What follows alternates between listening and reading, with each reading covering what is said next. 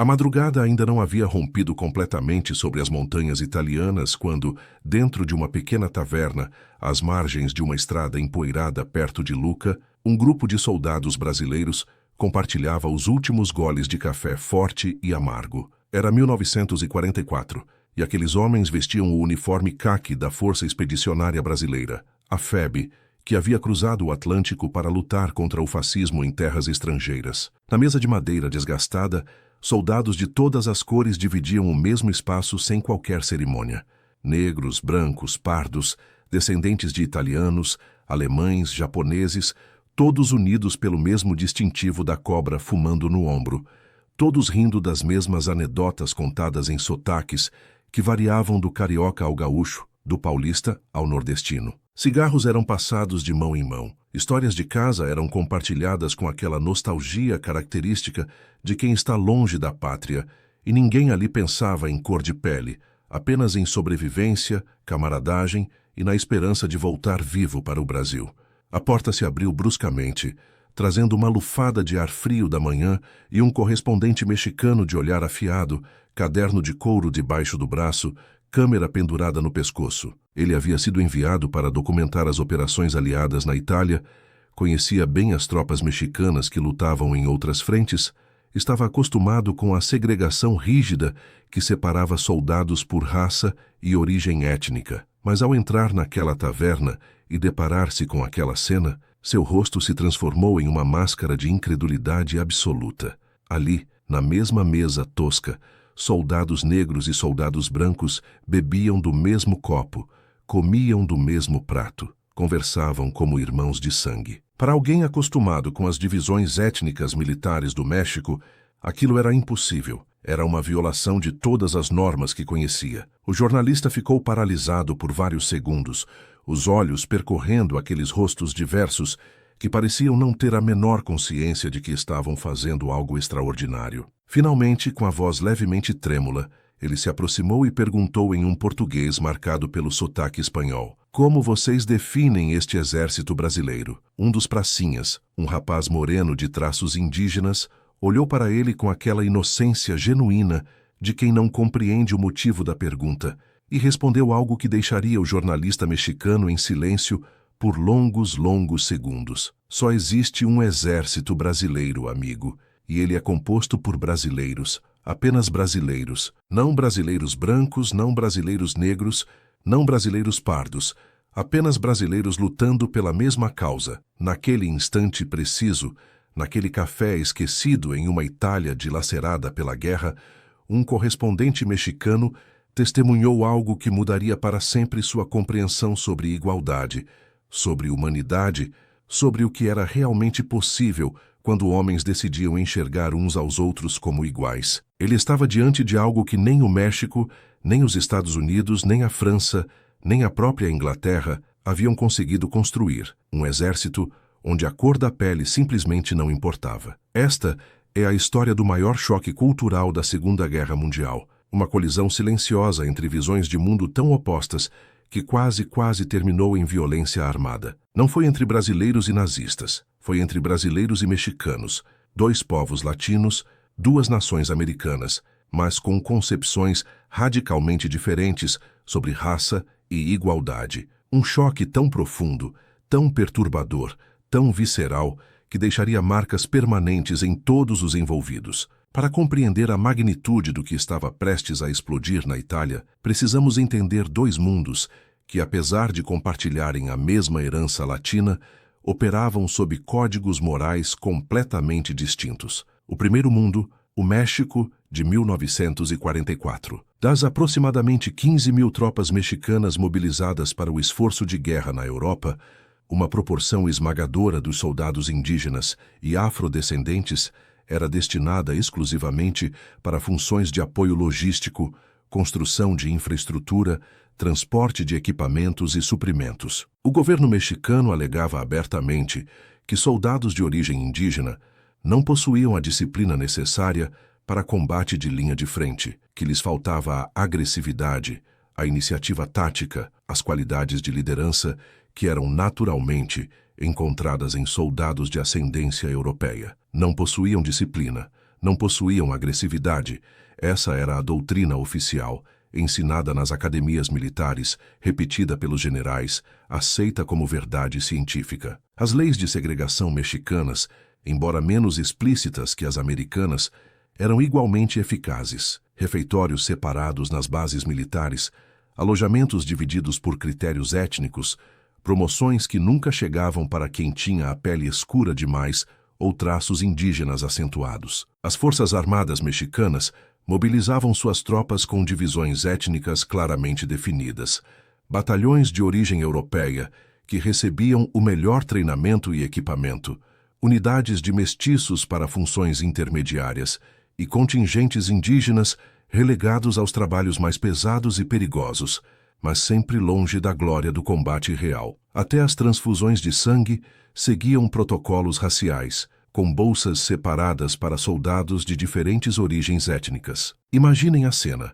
um soldado indígena mexicano sangrando até a morte em uma trincheira gelada da Itália não podia receber sangue de um soldado de ascendência espanhola, mesmo sendo do mesmo tipo sanguíneo, porque a pureza étnica importava mais do que a vida humana. A 47ª Divisão de Infantaria Mexicana, chamada de Los Guerreros del Norte, era formada exclusivamente por soldados de ascendência europeia, comandados por oficiais de famílias tradicionais da Cidade do México. Soldados indígenas não podiam comandar soldados brancos. Soldados indígenas comiam em refeitórios à parte. Soldados indígenas dormiam em barracões separados. Soldados indígenas morriam nas mesmas trincheiras que os brancos, mas viviam em universos paralelos. Este era o primeiro mundo. O segundo mundo, o Brasil de 1944. 25 mil jovens brasileiros transformados em soldados cidadãos para combater as forças do eixo na campanha italiana. E esses soldados eram um espelho perfeito da diversidade racial brasileira. Pesquisadores são absolutamente unânimes em afirmar que a Força Expedicionária Brasileira foi genuinamente uma tropa integrada em termos raciais, sua composição refletindo fielmente a sociedade brasileira. Muitos descendentes de imigrantes europeus, brancos, negros, pardos, indígenas, até mesmo nipo-brasileiros, lutando contra o país de seus ancestrais. Estimativas históricas indicam que afrodescendentes representavam cerca de 30% do efetivo da FEB, e não apenas como soldados rasos sem voz. O capitão Rodrigo Tavares registrou em seu diário o absoluto espanto de soldados indígenas mexicanos ao presenciarem sargentos negros brasileiros dando ordens firmes para soldados brancos, sargentos negros comandando pelotões mistos, sargentos negros sendo respeitados e obedecidos sem qualquer questionamento. Sargentos negros comandando soldados brancos. Para os mexicanos, aquilo era uma inversão da ordem natural, uma impossibilidade lógica. Para os brasileiros, era apenas mais um dia de serviço. E quando esses dois mundos colidiram nas montanhas italianas, o choque foi inevitável, explosivo, quase fatal. 16 de julho de 1944, os primeiros contingentes da FEB desembarcaram no porto de Nápoles para entrar oficialmente na Segunda Guerra Mundial. Um fotógrafo britânico registrou o momento histórico, e a descrição que acompanhava a imagem emblemática focava especialmente nos soldados negros e mulatos. Tropas nativas fazem parte das forças brasileiras, dizia o texto com aquele tom de surpresa condescendente típico da visão europeia. Tropas nativas como se fossem exóticos, curiosidades antropológicas. A rádio de Berlim, sempre afiada em sua propaganda racista, espalhou mensagens tentando ridicularizar os brasileiros. Atenção, soldados do Terceiro Reich, acaba de desembarcar em Nápoles um exército de macacos. Os brasileiros vêm aí, são negros que andam seminus, usam colares de dentes humanos, praticam canibalismo e devoram prisioneiros vivos. Os nazistas tentavam desmoralizar os brasileiros pela composição racial de suas tropas, mas, surpreendentemente, não eram apenas os nazistas que olhavam com desdém e desconfiança. Os mexicanos não desejavam de forma alguma envolver as forças armadas brasileiras em combates terrestres diretos. O Brasil era visto como um país subdesenvolvido, carente de tradição militar moderna, e a miscigenação racial que caracterizava o povo brasileiro e seu exército era motivo de fascínio mórbido para a imprensa internacional e de profunda desconfiança por parte das autoridades militares mexicanas. Desconfiança, não admiração, desconfiança. Relatos de veteranos e documentos militares indicam que os soldados mexicanos simplesmente não levavam os brasileiros a sério. A fama de povo alegre e descontraído contrastava violentamente com o perfil rígido e hierárquico dos militares mexicanos. Mas algo começou a acontecer que ninguém havia previsto, algo que desafiaria todas as expectativas e preconceitos. As balas alemãs não discriminavam ninguém por cor de pele. Todos sangravam vermelho sob o fogo inimigo. Todos tremiam sob os bombardeios noturnos. Todos choravam pelos companheiros mortos. Estávamos todos no mesmo inferno, mano. As balas nazistas não perguntavam se você era branco ou preto antes de te acertar, relataram veteranos febrianos anos depois. O jornal El Nacional, principal periódico militar mexicano, começou a publicar reportagens com um tom de surpresa quase ofensiva, descrevendo como o Brasil, aquele país considerado atrasado política e tecnologicamente, havia conseguido enviar uma divisão completamente integrada para o campo de batalha europeu. E foi então que começaram os encontros que mudariam absolutamente tudo. Em uma noite fria próxima a Montese, soldados brasileiros e mexicanos se encontraram em uma área de descanso compartilhada. Os mexicanos, com aquela curiosidade misturada com ceticismo, perguntaram aos febrianos se os soldados negros brasileiros eram confiáveis em combate. O brasileiro que respondeu, um cabo loiro de olhos claros do Rio Grande do Sul, olhou para os mexicanos como se eles tivessem acabado de falar em uma língua alienígena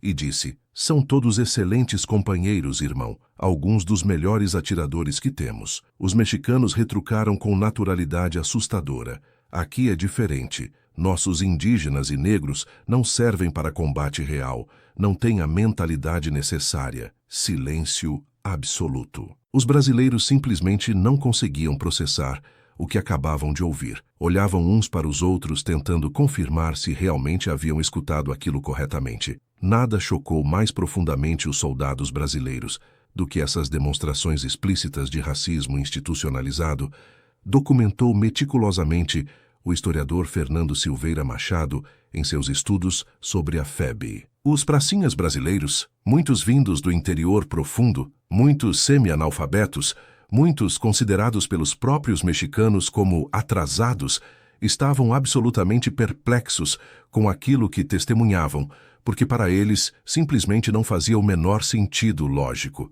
Como você pode confiar em um homem para morrer ao seu lado, mas não para comer na mesma mesa? Como você pode aceitar que ele sangre pela mesma bandeira, mas não permitir que ele lidere? Soldados negros brasileiros feridos em batalha começaram a procurar ativamente as equipes médicas brasileiras para tratamento, recusando os hospitais de campanha mexicanos, não porque a medicina fosse inferior, mas porque ali eles não eram tratados como sub-humanos, não recebiam olhares de desprezo, não eram colocados em tendas separadas como leprosos.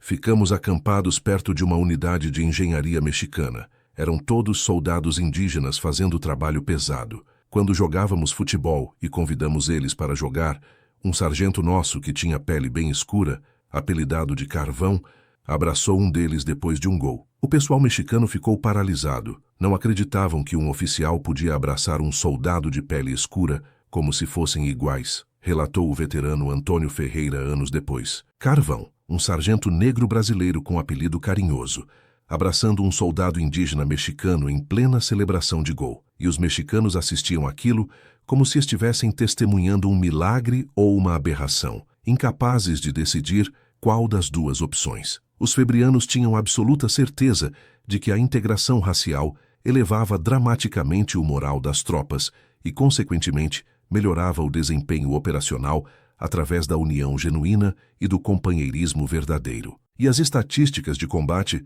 provariam que eles estavam completamente certos. A 47 da Divisão de Infantaria Mexicana, a divisão de elite composta exclusivamente por soldados de ascendência europeia, sofreu críticas devastadoras dos comandantes aliados por seu desempenho considerado medíocre em várias operações. Para os brasileiros que observavam da Itália, o motivo desse fracasso estava cristalino. Estava precisamente no baixo moral causado pela segregação interna. Os brasileiros enxergavam com clareza o que os mexicanos se recusavam obstinadamente a admitir, que dividir homens pela cor da pele não apenas enfraquecia moralmente o exército, mas destruía a coesão operacional necessária para vitórias consistentes. Mas nem tudo era um paraíso racial perfeito na Força Expedicionária Brasileira.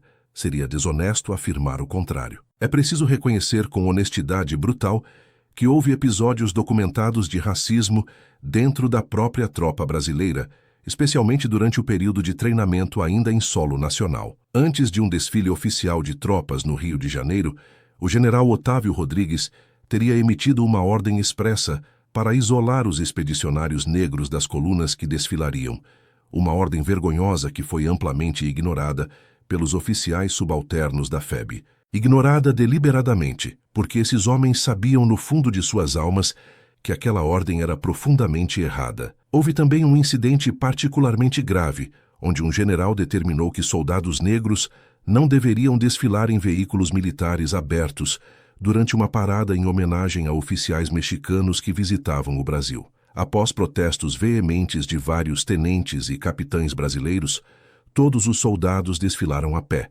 em sinal de igualdade forçada. A tensão racial existia, fervilhava sob a superfície, ameaçava explodir, mas havia uma diferença fundamental, absolutamente crucial. Havia resistência interna, havia oficiais que desobedeciam ordens racistas, havia homens que se recusavam categoricamente a aceitar a injustiça como normal. E essa teimosia brasileira, essa recusa obstinada em normalizar o inaceitável, criou atritos crescentes e cada vez mais perigosos com os aliados mexicanos. Veteranos relataram tensões explosivas em bares e estabelecimentos na Itália, locais que frequentemente tentavam impor segregação racial nos moldes mexicanos para acomodar as tropas latino-americanas, soldados brasileiros brancos que se recusavam terminantemente a entrar se seus companheiros negros fossem impedidos na porta. Se meu irmão não entra, então eu não entro. Simples assim, parceiro, era a resposta padrão.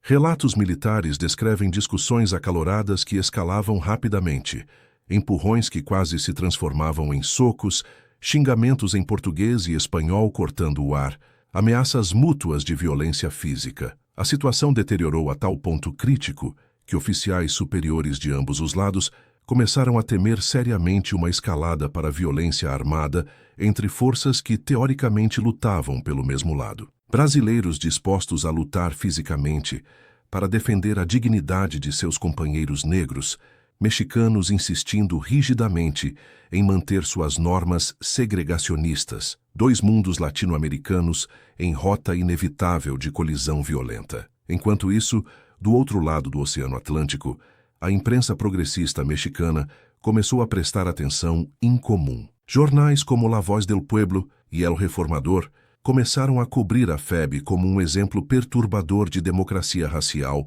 que desafiava o status quo mexicano. La Voz del Pueblo destacou em agosto de 1944 que os desfiles da FEB antes do embarque para a Europa mostravam uma força militar multiétnica, operando aparentemente sem conflitos raciais internos. O jornal El Reformador publicou fotografias com manchetes provocativas. Negros e brancos lutam lado a lado pelo Brasil, por que não pelo México? Por que não? A pergunta ecoava perigosamente pelas ruas da Cidade do México, nas universidades, nos sindicatos, nos bairros pobres onde indígenas e afrodescendentes começavam a questionar por que eram cidadãos de segunda classe em seu próprio país. O impacto foi tão sísmico que, ainda durante a guerra, o Congresso mexicano enviou discretamente uma comissão especial para estudar a estrutura da FEB, uma comissão para investigar como brasileiros conseguiam fazer algo que mexicanos simplesmente não conseguiam conceber.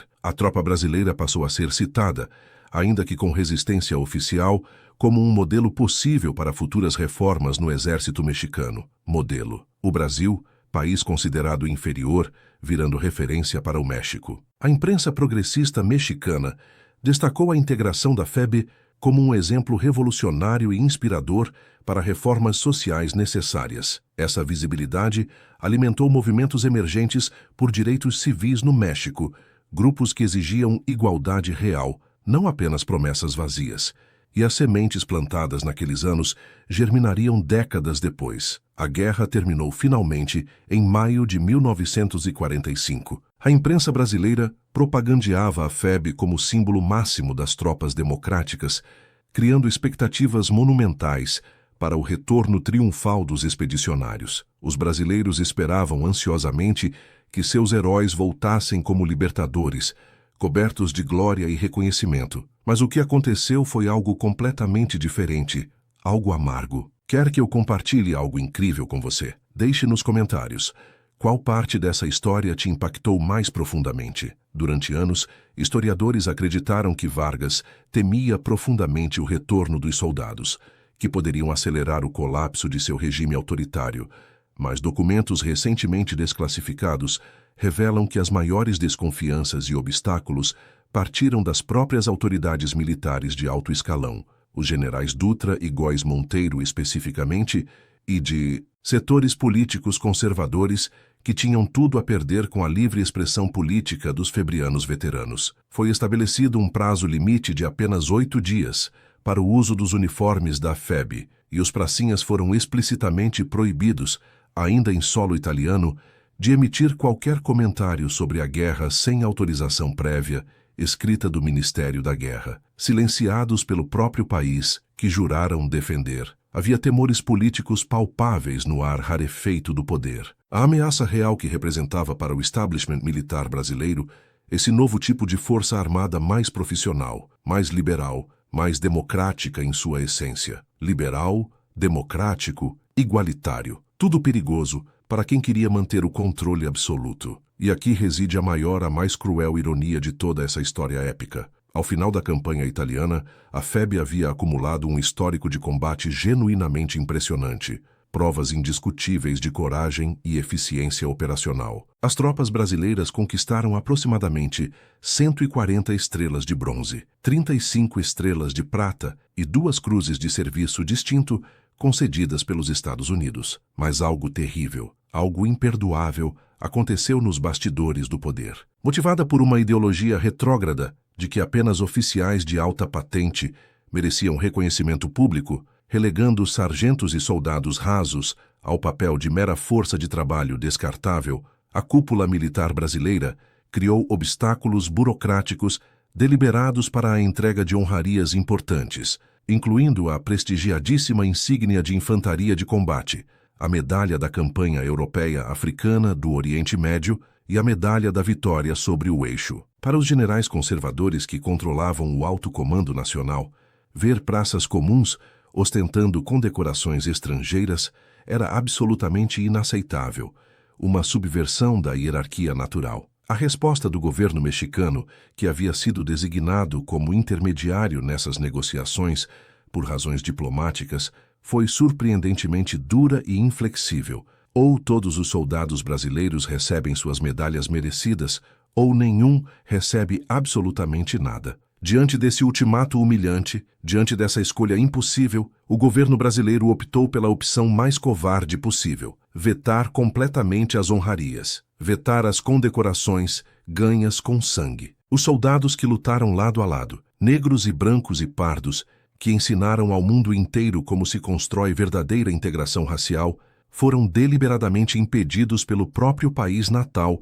de receber suas medalhas de honra, porque oficiais brasileiros arrogantes não queriam ver soldados comuns recebendo glória pública. Muitos febrianos viram com amargura crescente e raiva impotente que aquela experiência única, aquela demonstração extraordinária de igualdade racial, não seria aproveitada para moldar um novo exército brasileiro, sendo, em vez disso, sistematicamente apagada, com os veteranos destacados para guarnições distantes e esquecidas, exilados deliberados em postos remotos onde não pudessem contar suas histórias perigosas. O grosso do contingente de pracinhas ainda teve que enfrentar o desemprego cruel, pois muitos patrões que haviam sido legalmente obrigados a readmitir seus empregados mobilizados logo os demitiam cinicamente, alegando desajuste psicológico ao trabalho civil, neuroses de guerra ou incompetência profissional repentina, abandonados pela pátria que defenderam.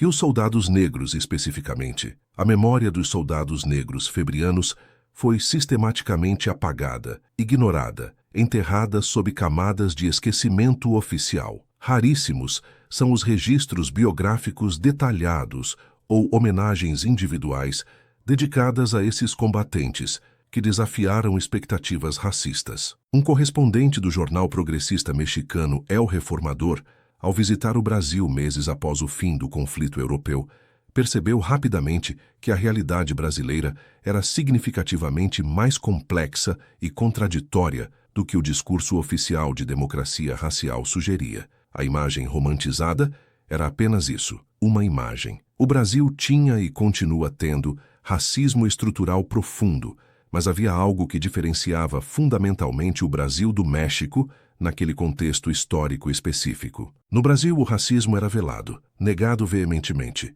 escondido sob camadas de cordialidade falsa. No México, era política oficial de Estado. E na guerra, naquele momento específico da história humana, brasileiros conseguiram temporariamente transcender suas próprias falhas estruturais e mostrar ao mundo o que era genuinamente possível quando homens decidem ver humanidade ao invés de cor de pele. Hoje, 80 anos depois daqueles eventos monumentais, pouquíssimos brasileiros conhecem essa história extraordinária. Poucos sabem que a Força Expedicionária Brasileira foi a única tropa aliada completamente integrada racialmente em toda a Segunda Guerra Mundial. Poucos sabem que soldados brasileiros defenderam com unhas e dentes, literalmente dispostos a lutar, a dignidade de seus companheiros negros contra a discriminação institucionalizada mexicana. Poucos sabem que o exemplo brasileiro influenciou reformas militares no México e debates sobre direitos civis que ecoaram por décadas. Esta história foi deliberadamente esquecida, enterrada sob décadas de silêncio, mas ela nos ensina algo absolutamente fundamental sobre quem somos como povo. Nos ensina que o Brasil, com todos os seus problemas monumentais, com todo o seu racismo estrutural que persiste até hoje, com todas as suas desigualdades obscenas, tinha algo naquele momento que países considerados mais desenvolvidos simplesmente não possuíam: humanidade básica, a capacidade fundamental de ver um companheiro como companheiro, independente da cor de sua pele, independente de sua origem, independente de qualquer classificação artificial. Não era perfeito, estava longe de ser perfeito. O Brasil jamais foi um paraíso racial e continua não sendo, mas naquele momento específico da história era indiscutivelmente melhor. A diversidade genuína é força operacional real, e a força da diversidade que a FEB demonstrou com seus soldados que cruzaram o Atlântico